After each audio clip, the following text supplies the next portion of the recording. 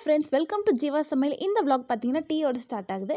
இன்றைக்கி பார்த்தீங்கன்னா தீபாவளி இல்லையா, அதனால் வெளியில் போய் கோலம் போட்டு முடிச்சுட்டு அதுக்கப்புறம் வந்து பார்த்தீங்கன்னா எல்லோரும் பட்டாசு வெடிக்க ஆரம்பிச்சிட்டாங்க. அதனால் எங்கள் வீரா பார்த்தீங்கன்னா ரொம்ப பயந்து போய் உட்காந்துட்டு இருந்தது. அதுக்கப்புறமா காலையில் டிஃபன் ரெடி பண்ண ஆரம்பிச்சிட்டோம். பூரிக்கு மாவு பிசைஞ்சு வச்சுட்டு அதுக்கப்புறமா வெங்காயம், தக்காளி, பச்சை மிளகாலாம் கட் பண்ணி வச்சுட்டு அதுக்கப்புறமா தாளிச்சு விட்டு உருளைக்கிழங்கு குருமா வந்து நாங்கள் ரெடி பண்ணோம். அதுக்கப்புறமா பூரிக்கு மாவு உருட்டிட்டு அதுக்கப்புறமா பூரியும் சுட்டு எடுத்துட்டோம். பூரி பார்த்துக்கோங்க, இதுதான் எங்கள் காலையில் டிஃபன். அதுக்கப்புறமா தேங்காய் சட்னி, அப்புறம் பூரிக்கு பார்த்திங்கன்னா உருளைக்கிழங்கு குருமா, தேங்காய் சட்னி. தென் பார்த்திங்கன்னா மார்னிங், அதாவது ஆஃப்டர்நூன் மூவி வந்து டான் போட்டிருந்தாங்க கலைஞர் டிவியில். அதை பார்த்துட்டு கொஞ்ச நேரம் அப்படியே டைம் பாஸ் பண்ணிகிட்டு இருந்தோம். அப்படியே மணி வந்து 2:30 மணிக்கு மேலே ஆகும்போது லன்ச் வந்து ரெடி ஆகிடுச்சு. எங்கள் லன்ச் வந்து பார்த்திங்கன்னா தீபாவளி ஸ்பெஷல் சிக்கன் பிரியாணி, அப்புறமா சிக்கன் 65, அதுக்கப்புறமா ரைத்தா. நீங்களே பாருங்கள்.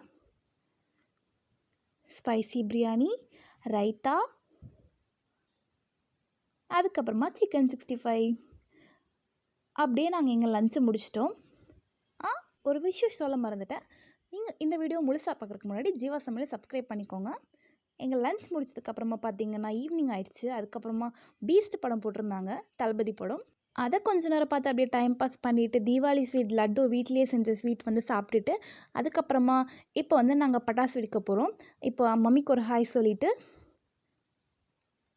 அதுக்கப்புறமா பாட்டிக்கிட்ட ஹாய் சொல்லிவிட்டு ஒரு 5 நிமிஷம் டைம் பாஸ் பண்ணிவிட்டு அப்புறம் நாங்கள் மொட்டை மாடிக்கு போயிட்டோம்.